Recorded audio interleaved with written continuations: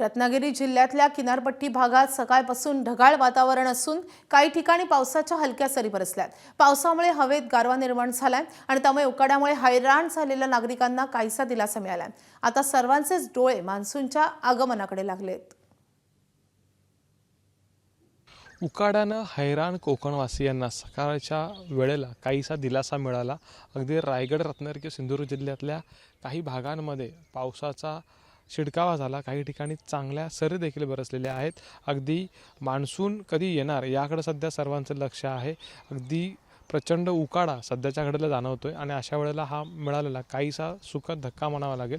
अर्थात मान्सूनपूर्व पाऊस किंवा मान्सूनपूर्व पावसाचं आगमन होण्यापूर्वी ज्या काही पावसाच्या सरी बरसत असतात त्या आता कुठेतरी कोकणामध्ये बरसणं अपेक्षित होतं किंवा पाऊस येणं अपेक्षित होतं, पण तो काही या मागच्या काही दिवसांमध्ये दिसत नाही आहे, काही दिसून येत नाही आहे आणि त्यामुळं काहीसा पाऊस लांबला की काय अशी चिंता साधारणपणे आपल्याला दिसून येते। आत्ताच्या घडीला जर आपण बघितलं तर आकाशामध्ये दाट ढगांची दाटी आहे काही प्रमाणामध्ये, ती आपल्याला दिसून येते आणि वातावरण जे आहे ते पावसाला पूरक असंच आहे। रोहिणी नक्षत्र लागलेलं आहे आणि मान्सून पुढच्या काही दिवसांमध्ये दाखल होईल आणि तो कधी येईल याकडे सध्या सर्वांचं लक्ष लागून राहिलं।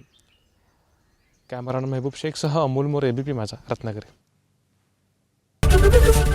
एबीपी माझा, उघडा डोळे बघा नीट।